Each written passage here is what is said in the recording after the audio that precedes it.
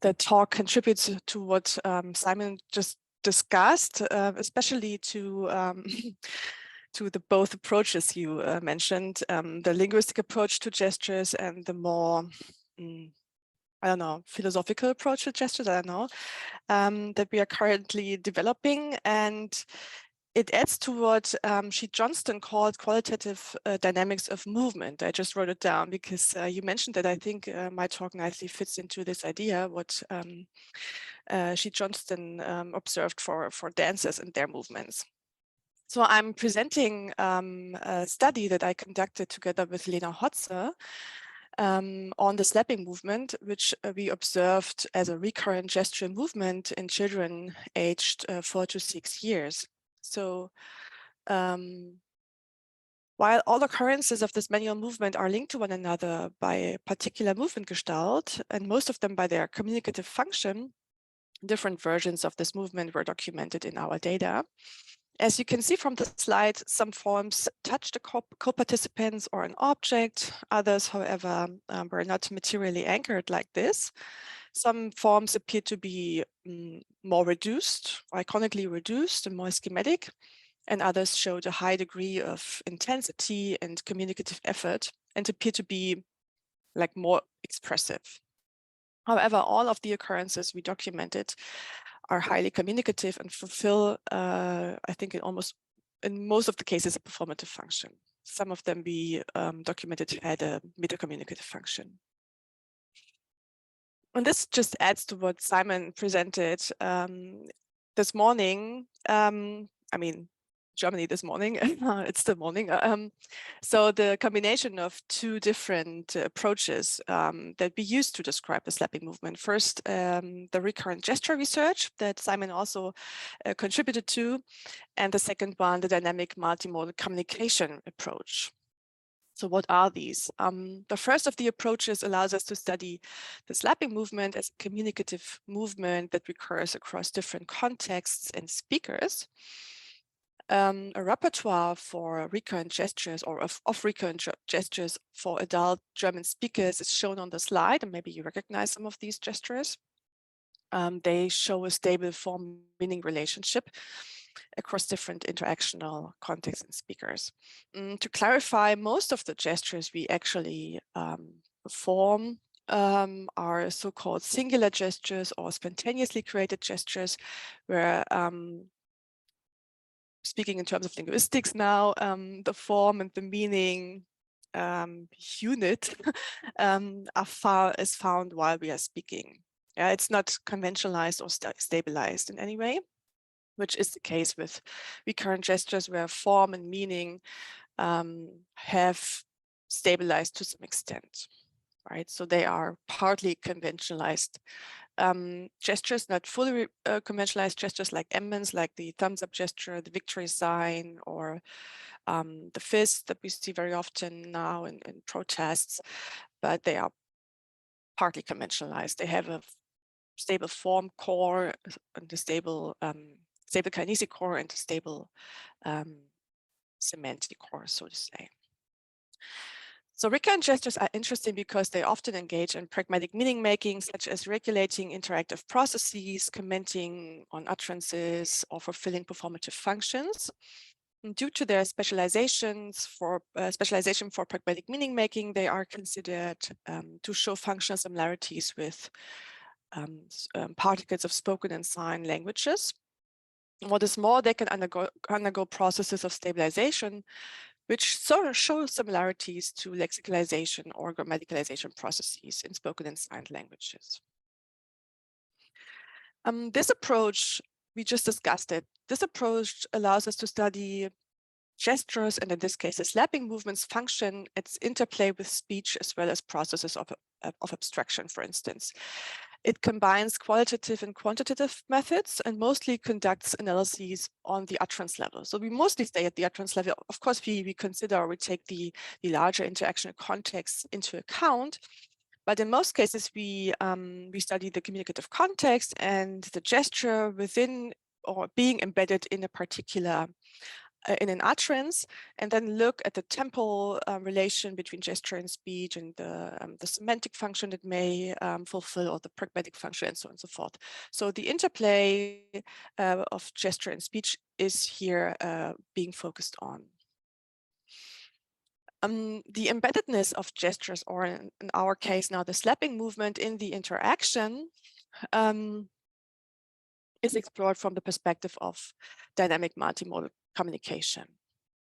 This approach allows us to focus on longer stretches of an interaction and to explore the emergence and unfolding of meaning, in particular affective meaning.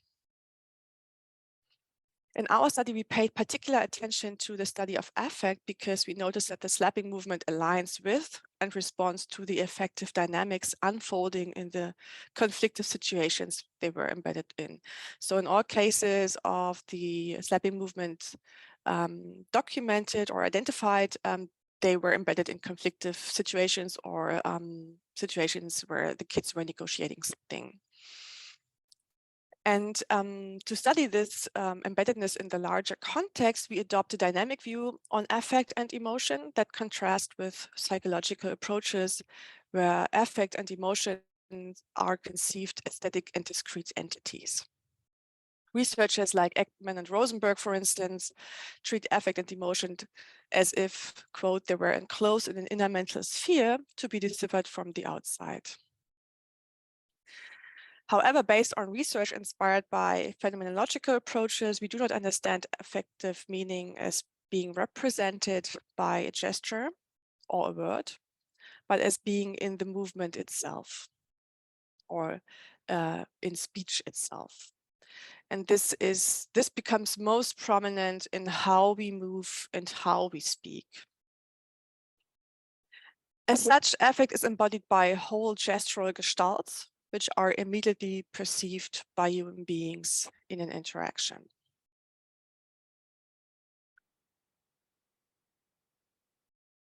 Therefore, affective experience and the perception of movement are closely related. The affective involvement in a conversation calls up bodily resonance in the perceiving interlocutor, creating a constant affective exchange between interlocutors. To quote Dorothea Horst and colleagues, accordingly, affect is always shared between bodies. And we consider this sharing as, or the sharing of affect as interaffectivity. So affect aligns bodies in a situation. Maybe this would also fit to what Tim Ingold said to correspondence. I think we could discuss this later on. The interaffective dynamic of a conversation cannot be reconstructed by examining single utterances or single gestures, but by taking larger interactional units into account. Or waves, maybe. For this reason, we studied the slapping movement in its larger communicative context, focusing on how the children speak and move.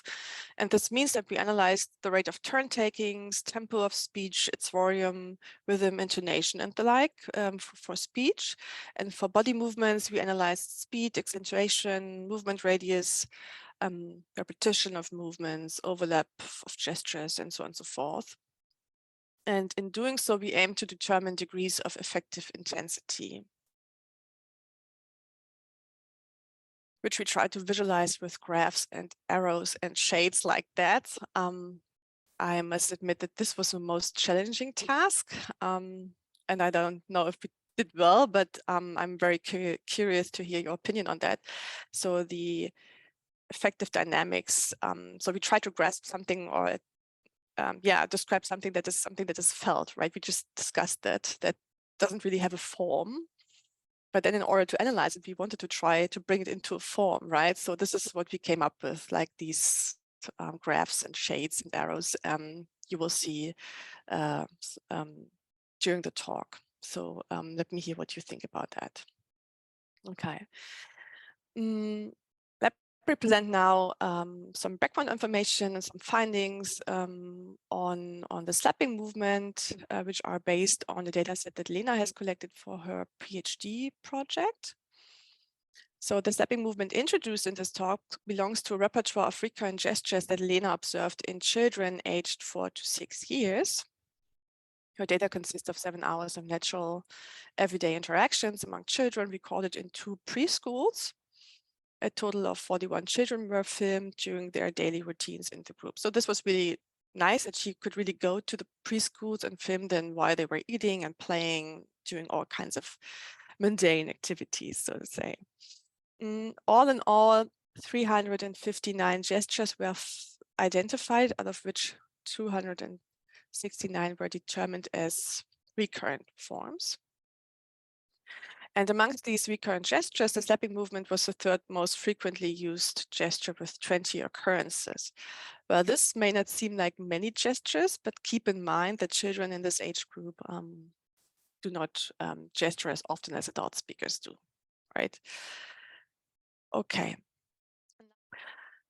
Well, the transcript describes the temporal relation or the temporal interplay of the movement with speech, which is one point of departure for determining the movement's function. So this is how we really worked within the recurrent gesture approach, really focusing on the form and of the gesture and its relationship with speech. So while holding the cone in his left hand, Michael addresses his playmate by saying, "Ich mach das doch dann nicht mehr, I won't do it anymore then," and performs a small slapping movement. The hand is moved downwards while the boy is saying doch, which is a German modal particle that is used to criticize previous action and evaluate it negatively. With this multimodal utterance, Michael negates the other boy's allegation that he will be using the cone as a musical instrument, which in fact he does. And the slapping movement is related to the speaker's own communicative activity of negating, and thus has a meta-communicative function. We have rarely found or observed the meta-communicative function of this movement in the data, probably because in this age group, this capacity to kind of express this meaning is developed later. And Mike is one of the oldest children there, and that's why he performs a gesture with this kind of function. Okay, so Max carries out the movement simultaneously with relevant parts of the direct speech act, lass das doch, stop doing that. And as such, speech and movement are highly coordinated with one another while participating in pragmatic meaning making. And his multimodal utterance fulfills a performative function. It's a request to his playmate to stop whistling. The following slides summarize further characteristics of the slapping movement, and afterwards I will kind of zoom out and look at the larger context where the slapping movements are performed. So accordingly, all movements show the movement gestalt I introduced earlier. They are connected to the activity of putting away toys and to the communicative activity of arguing. They do not stand out, but form an integrated whole with speech and participate in pragmatic and effective meaning making. All movements are highly communicative. Max slapping movements, so the one we just saw in the second example, shows a higher degree of communicative explicitness as they prompt a bodily response by his addressee. And Michael's slapping movement, the first video we saw, fulfills a meta-commentary because it relates to his own utterance and thus to his own communicative activity. Michael's slapping movement is detached from the environment insofar as the hand does not touch an object or subject while moving downwards. It rather acts as if it slapped someone or something. So this means that the action scheme of slapping is modulated. It's an as-if quality that we can observe here, which becomes also visible in the schematic and reduced form of the gesture. It's only a small flip of the hand. Max slapping movements are different. Both are much more vigorous. However, they vary in their movement excursion. Whereas the first slapping is not executed at full speed, it's not accentuated and thus touches the cone only lightly. The second movement is executed quickly and more forcefully and thus really slaps the cone. And therefore, the latter can be conceived as a fully executed version of the action of slapping, whereas the former is modified in the sense that it indicates the action of slapping. These movement qualities leads us to the second object of investigation, namely the alignment of the movements with the effective meaning that emerges and develops in the course of the interaction. So this figure intends to show how the boy's argument unfolds temporally, and I will kind of walk you through this to this image.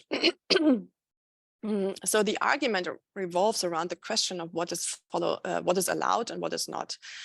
And all movements and utterances observed in this first phase, where the argument just emerges between the boys or arises, are embedded in a moderate back and forth rhythm arising from the exchange of arguments. The boys mostly speak to each other in a moderate voice and a moderate volume, and their body posture is relaxed.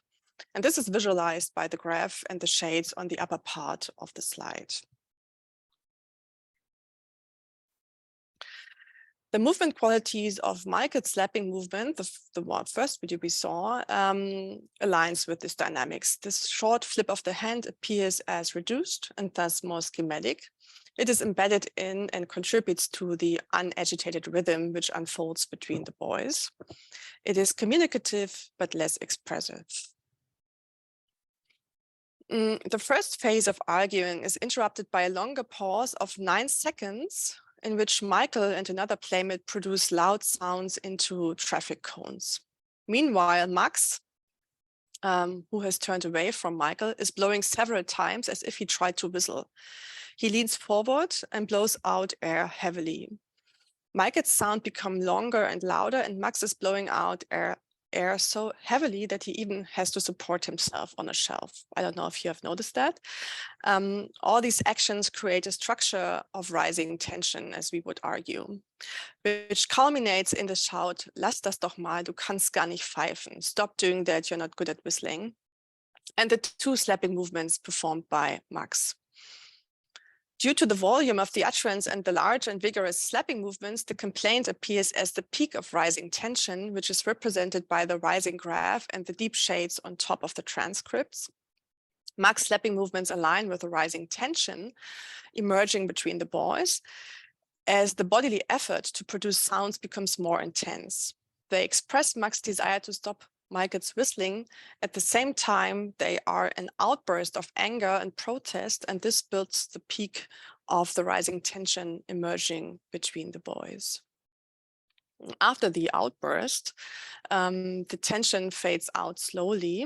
Both children are still exchanging arguments, but Michael speaks with a moderate volume and Max still speaks loudly, and then they look at each other selectively, and then they move away from each other to create space between them.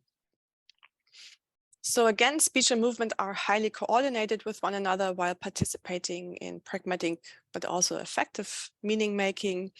The slapping movement co-occurs with the modal verb brauch, of need in English, of the verbal utterance ich brauch alle Steine, I need all the stones. With this multimodal utterance, the child protests against his playmate's action of stealing stones. So, and what you could probably see is that the movement is fully executed. It's not modified in any way. And the boy really slaps his thigh and does not merely touch it. The slapping movement is connected to the activity of playing with building blocks and embedded in the speech activities of arguing and complaining. It's highly communicative because the movement is recognizable as an expression of protest. The movement qualities align with the characteristics of speech. So he speaks loudly, he really yells at the other boy. And the movement is large, forceful, and vigorous. Thus, both speech and movement show a high degree of affective intensity, which respond to the embodied experience of confrontation. Okay. As pointed out before, the movement is connected to the competitive activity of collecting stones and embedded in the speech activity of arguing. And these activities unfold in a perceptual dynamic of anger, which rises up rapidly at a certain point of the interaction. And this aspect is visualized in this figure. In the first phase of the argument, a sequence of turns of explicit and implicit accusations and counter-arguments emerges, which becomes perceptible, amongst other things, by the quick exchange of turns, but also by the repeated intonation pattern the turns are composed of. I don't know if you recognize it, but this was a kind of the rhythm, like with a particular intonation, like what you often observe in children when they argue, like this, right? This was the rhythm that you can recognize in this argument between the boys. Lucas and Simon complain about not having enough stones, and Tristan justifies his action. So Tristan is the boy who slaps himself. The emerging rhythm of argument and counter-argument is visualized by the arrows and shades in the upper part of the slide. The established pattern, which is reminiscent of the reverse shot montage in movies, is even maintained when Simon and Lucas, so the other two boys, negotiate the use of other stones. So while they were searching for more building blocks, they kind of took up this pattern and also spoke to one another in this particular intonation and an intonation pattern and pattern of turns. And the tension starts to rise slowly when Simon takes some building blocks out of a basket and starts complaining about the situation. Lucas observes him and walks hesitantly in Tristan's direction. And after Simon has left the scene, Lucas walks straight towards Tristan and takes away some of his stones.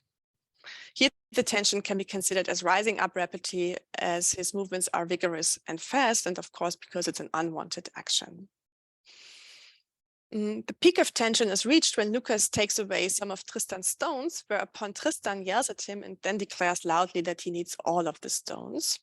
In this rapid rise of anger, which builds upon the conflictive pattern established before, the large and vigorous slapping movement is embedded. These movement qualities correspond to the interaffective dynamics of tension and anger, which is composed of the interplay of intonation, volume, pattern of turn taking, and movement qualities, and also qualities of speech, of course. It emerges into a gestalt of shared embodied experience of confrontation, which increases as the conflict intensifies. As in the previous example, the slapping movement together with the shouting and the complaint can be considered as an outburst of anger. And after he interrupts the argument, or after that, Tristan interrupts the argument by leaving the situation and walking to one of his caretakers, where he reports the incident. So, to sum up, our talk introduced the slapping movement as a sedimented embodied practice of dislike and protest among 4 to 6-year-old children. We explored the different version of the slapping movement with regard to their forms and functions and their interplay with speech. We also explored these versions of the slapping movement with regard to their degrees of effective intensity, and found that the movement qualities such as speed, size, or force align with the interaffective dynamics emerging in conflictive situations. In short, we observed that the higher the effective intensities become, the larger and more vigorous the slapping movements are. This means that the effective intensities unfolding in an interaction not only give rise to the slapping movement, but they also influence how the hands are moved. To conclude, the slapping movement can be considered as part of the children's growing practical knowledge of dealing with conflictive situations and negotiations, and thus exemplify the children's ability to orient themselves verbally, perceptually, and physically to each other and to their social world. With regard to body movements, our study demonstrates that the meaning of social practices and their practical understanding cannot be found only in single form parameters, but in the whole movement gestalt, the structure in Merleau-Ponty's sense, and of course in its relationship to a communicative context. However, such a context is not only communicative, it is also effective. This is what we wanted to show. And the affective experiences of increasing tension or of a smooth exchange of arguments are composed of the interplay of speech, gesture, and action, as well as their temporal organization. As such, the slapping movement can be considered as a sedimented practice among children to deal with recurrent cognitive, interactive, and communicative, but also affective tasks, as we would argue. Yeah, thank you for your attention, and I'm very much looking forward now to questions and comments. Great. Thank you so much, Silva. That was wonderful. Great introduction to recurrent gesture theory, linguistic gesture studies approach, and now this integration of interaffectivity, movement dynamics, and this focus on a really interesting, what you're calling embodied practice or slapping movement that we see in this material that you've collected. That's really, really nice. Thank you so much. Thank you. Let's see if we have some questions and we can have a discussion as well.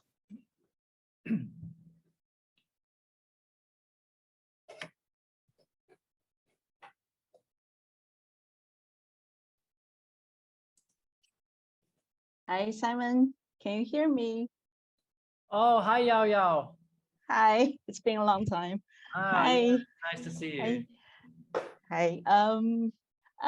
Thank you very much for the talk, Silva. I've cited your work. I also did a little bit work on circular gesture. You call it cyclic gesture. Very famous. Cool. All right. Yeah.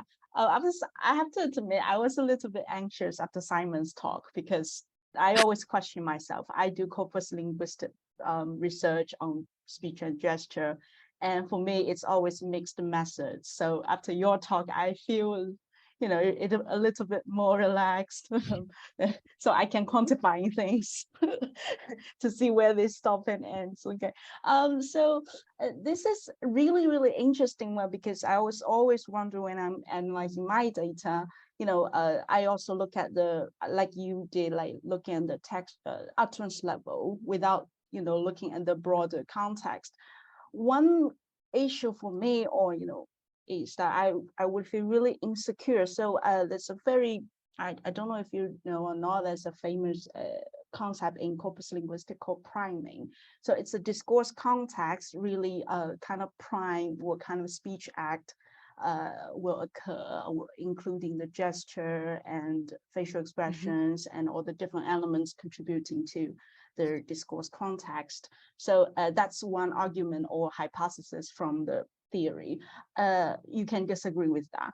And one thing that really what makes me, like, stop me from doing from looking at broader context, like what you are doing, like the affect, look at the inter affect. What's that called? Sorry, I forgot. Interaffectivity. Interaffectivity. Yes. Okay. Yeah. Interaffectivity. So, how do you do that? Like, you know, I always try to do it consistently. Sometimes I know it's very difficult. That is that way to do that. So, if I want to look at the broader context, look at, you know, the attitudes, or really like the atmosphere or anger, you know. Yeah, that's what a lot of people ask me when I gave this talk. Because they no, it's total it's a question that matters, right, for us in research. Because people ask me, is there a procedure to gain like inter-rater reliability when you describe these things and things like that? Yeah, that's a method that I think still has to be developed. What I can tell is that I showed these videos some people, and then I asked them to visualize like what you call the atmosphere or the tension, right? And people came up with with similar descriptions, but of course that's not a method. It is something that one has to develop in order to yeah, but what we did is if you really focus on what I did in the beginning, just a minute. Look at the speech, the rhythm. Yeah, right. Yeah, right. This is what researchers have done before. Actually, a colleague of mine, Dorothea Horst, she combines a media philosophical approach, and then they looked in gesture studies in their 2014 paper, where they also looked at the slapping movement that occurred in this context as well. That wasn't their focus of research, but it also happened there. And this is what I relied on when I described the how we move and how we speak. This is what I've always found very interesting, but it's really hard to find criteria to describe it. But I think these kind of parameters are useful. They put it on a more objective basis, like speed, and of course, when we speak louder, in many cases, it might have to do with affect, not in every context, but it can give us an idea of how tension or how interaffectivity develops in a particular situation. So maybe if you want to have it more consistent, you can rely on these parameters, but still you have to, if you want to describe the dynamics, I think we have to find another method to describe them, because these are just the parameters to bring it into the whole picture, to really describe these kind of gestalts. Yeah. I'm still struggling with these visualizations, but yeah, based on these parameters, we can maybe come up with other forms of description to make it more tangible what we feel there, right? So yeah. It's, sometimes you can feel it. It's just it's a different thing. You want to find a criteria or try to describe and analyze it consistently. Absolutely. Okay. Absolutely. Thank you very much. Thank you for your question. And I like to hear more about your work on the cyclic gesture, of course. I'll email so you. maybe I'll email the paper. Do that. I didn't mention in Silva's introduction that she dedicated several years to studying the cyclic gesture and laid the groundwork for lots of research there. And Yao Chen has also picked up on the cyclic gesture in academic discourse and PhD supervisory meetings and looked at its role there using corpus. Great. So let's see if there are any other questions out there. I think Michael O'Connor, do you have a question? Great. Yeah, hi Silva from Germany as well. Morning. Similar to what Yao was asking a little bit, but the first thought I had that came to my mind was regarding sound symbolism and how these then gestures are labeled. If I understand, words ending in ap, as it's made in the shape of the mouth, then has the meaning. Ap is flat and wide. So a slap is a flat and wide gesture. Then it also made me think, when I was looking at that first child's actions, it looks like maybe in the first one on the cone is he taps it and then slaps it. So the difference between a tap and a slap, with the idea of sound symbolism, would both have a flat and wide, but there's a slight difference in a t versus a sl, kind of relating to Sheets Johnstone's idea of all of the spatial, temporal, energetic contours of difference.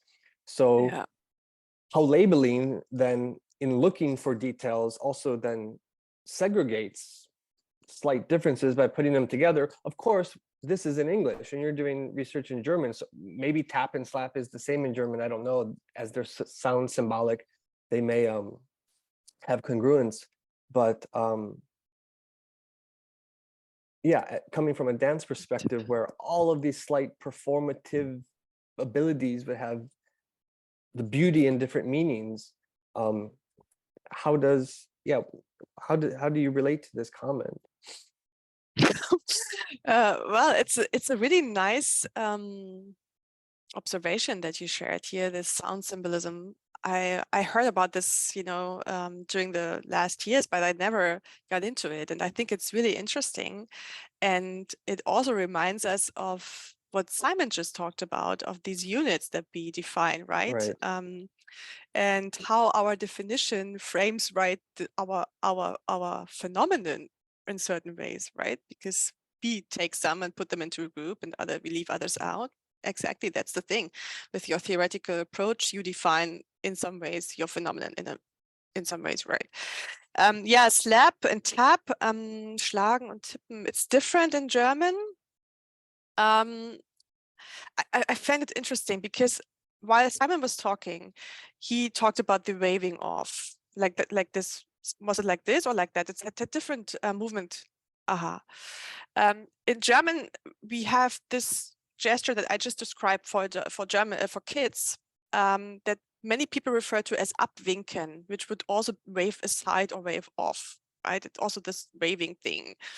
Cornelia and Jana described this as a throwing away gesture because they thought that the source of this movement is like you have something in the hand and they throw it away. But I think it's a bit different. And when I looked at the children, also at my daughter when she was at this age or even younger, I thought, no, she is slapping. She wants to slap. This is what she does. When she was 3 or something, when she was really angry, she did like this. That's why I came up with this idea. But it's always related to, this is what we are maybe stuck in when we look at recurrent gestures. We always try to refer to action where this movement is derived from. But whereas looking at sound symbolism or how we describe it might bring us to different paths of describing these gesture forms. I don't know if this is an answer. It's just some thoughts that come up while you were talking. But I haven't an idea about sound symbolism, but I should look into it. Yeah, now that you mentioned it. Mm. But even as you said, there are different words in German, so it's interesting to. Absolutely. If you're sharing research between countries and languages. Yeah. It seems absolutely. the very definition you use causes a lot then to overcome somehow. Yeah, absolutely. Yeah. It's always, I mean, the recurrent gesture research is always like tries to find the motivation of the gestures, and you look at mundane actions then, and slapping appear to be closer than just throwing away.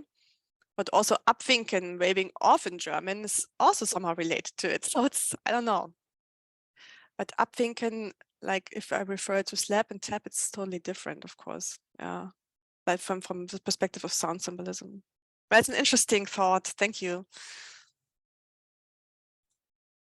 Simon, do you have an idea about this? A little bit, yeah. Just relating back to one of the talks this morning that you and Michael unfortunately couldn't be there for that, but Dan Scher, who works with Paul Thibault's languaging theory or theory of distributed languaging and affective dynamics and sense making. In that theory, all languaging behavior is, they don't really distinguish between speech and gesture. I mean, they do at some stage, but they talk about languaging as articulatory gestures of vocal tract and other bodily behaviors, as if like it's not a big deal to distinguish between speech and gesture. And when you get into a framework like that, where all languaging is gesture, including vocalization, then this link that Michael raised there between the slapping movement and the sound of slapping, the feel of slapping, and also the articulation of the word as it comes out, that would be a nice framework to look at that. Yeah, I think Sherman Wilcox and Armstrong put this idea also forward, I think in their 1995 book, Language as Gesture. Where they also talked about sound symbolism, articulatory gestures and things like that. Yeah. So a question related to that would be, how do you perceive the relationship between slapping and touch? Something I was thinking about watching these video clips. Yeah. Of course, slapping most of the times needs the touch, right? If you slap something, you want to touch it, but touching it, I mean, meaning, do you mean touch as, you know, making contact, or touch as touch where you just put your hand on someone and, you know, which is more than just making contact, right? Do you know what I mean? Yeah, just to think about those different things. And also, do we need to touch somebody to be touched? Oh, okay, I see. Yeah. That's just the metaphorical process behind. If you touch someone physically, you can also touch someone, you know, emotionally, effectively. Yeah, and if you slap someone, you don't really have to make contact, but you slap him also maybe effectively. Is this what you're heading at? Yeah, that's interesting. Yeah, because it's because these slapping movements are very, very, they're not aggressive, but they're really outstanding, right? Because slapping is really negatively connotated, right? So if you slap someone, it's really like the end of what you can do to stop someone from doing something, right? And yeah, it may you know, in the effective intensity, it's probably more intense than doing just this, move something, hold something away. Yeah. I don't know if this is what your question is about, but yeah, I was just thinking about those different ways of touching, of slapping, of moving, proximity, relations. yeah, if you speak in terms of that, of course, then you don't, you know, you saw these different versions of the slapping. Some were really like this, right? And some were like, I also have like movements where the child just does this, like boom, right?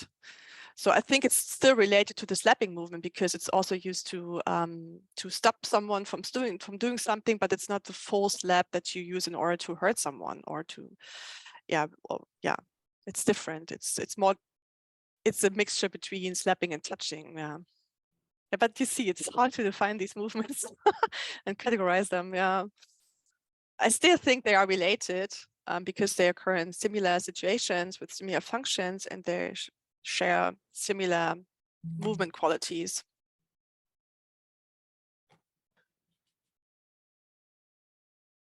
That's great, Silva. What do you think? Shall we maybe move on now? I see, actually, you've got a comment. Is there something to address that? Yeah, I found it interesting because yeah, the term movement, which can include both gesture and touch, that's why we came up with the slapping movement. You know, remember, Simon, the first version of or one of the versions we submitted to our special issue to gesture. In the beginning, I think we talked about the slapping gesture, but then with all these other slapping movements that seem to be more like actions where you want to really slap someone, we came up with the term movement, which includes everything. You don't have to really care, so to say, about their semiotic status. Yeah, thank you for that comment.